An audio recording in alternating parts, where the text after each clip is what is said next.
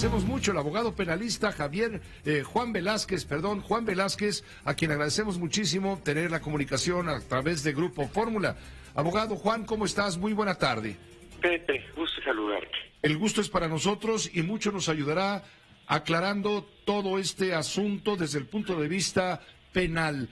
El señor gobernador de Tamaulipas tiene fuero en Tamaulipas. Sin embargo, Eduardo Ramírez Aguilar, el presidente de la Comisión Permanente del Congreso de la Unión, el senador Eduardo Ramírez Aguilar, ha dicho que efectivamente tiene fuero en Tamaulipas.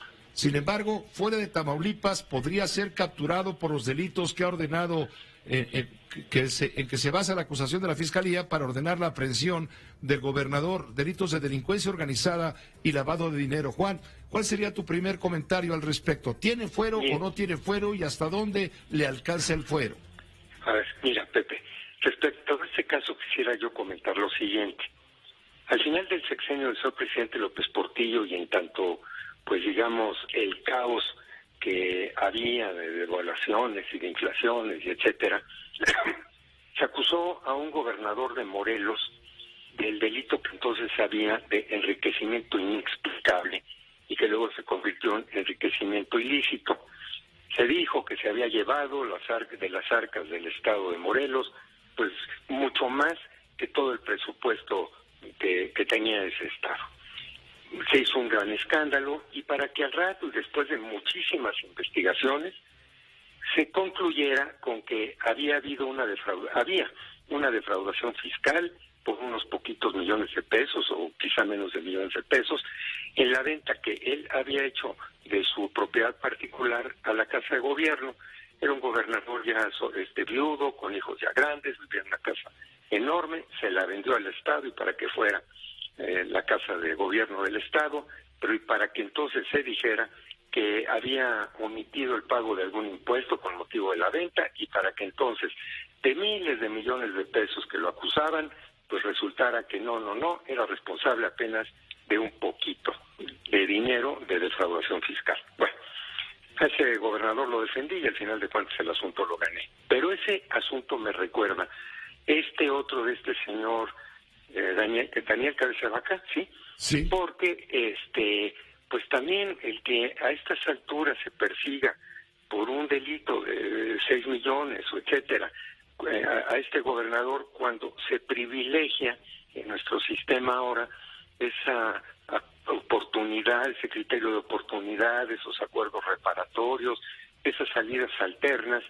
que en todo caso pues le habrían permitido a ese gobernador, si es que existiese la defraudación, pues digamos que convenirla con el fisco, como ha sucedido en un montón de casos, no de 6 millones de pesos, sino creo que de cientos de miles de millones de pesos. Bueno, entonces ya desde ahí pues me parece un poco, digamos, extraña la acusación. Ahora, respecto de tu pregunta del fuero, a mí me parece que el artículo 111 de la Constitución Política de los Estados Unidos Mexicanos establece muy claramente que para poder proceder penalmente por algún delito federal en contra del gobernador de algún estado, la declaración de procedencia, como en este caso sucedió de la Cámara de Diputados, se comunicará a la legislatura del estado, a la Cámara de Diputados, al Congreso del estado, para que esa legislatura proceda como corresponda.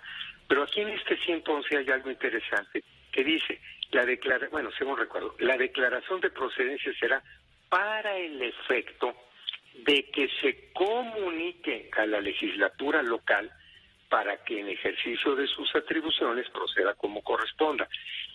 El efecto de que se comunique, esa declaración de procedencia se comunicó, ya se cumplió con ese efecto, para que entonces la legislatura local actúe como proceda, como corresponda. En este caso, ¿cómo fue que correspondió? La legislatura local, digamos, no aceptó esa declaración de procedencia y a mí me parece que por no haberla aceptado, por haberla rechazado, pues entonces el señor gobernador siga teniendo fuero.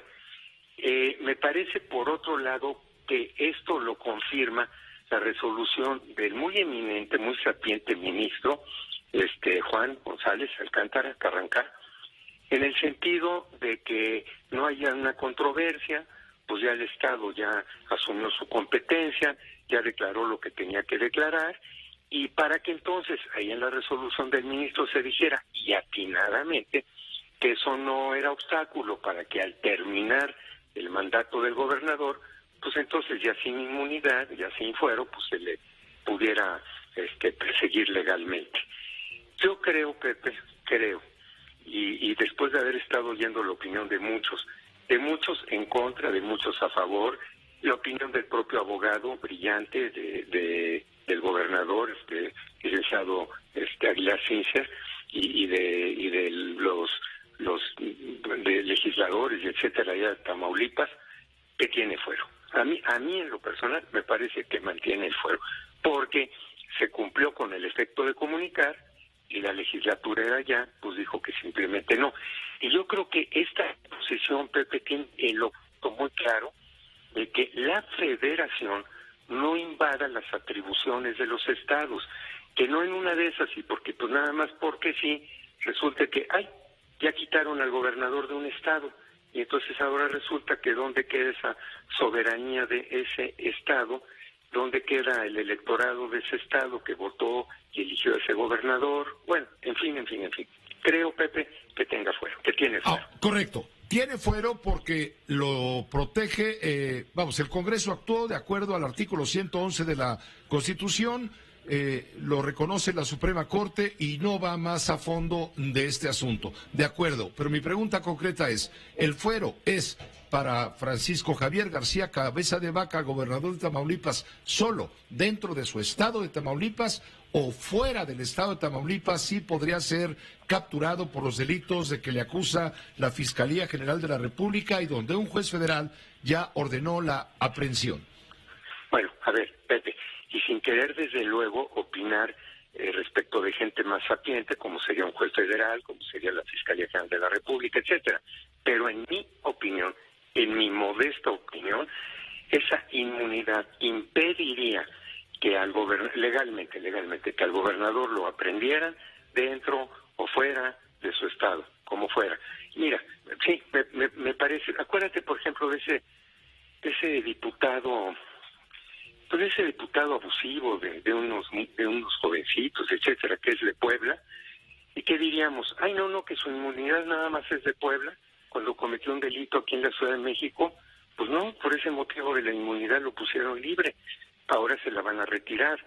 Yo creo que mientras que no le retiren la inmunidad a nivel estatal, el señor gobernador legalmente no debería de ser detenido.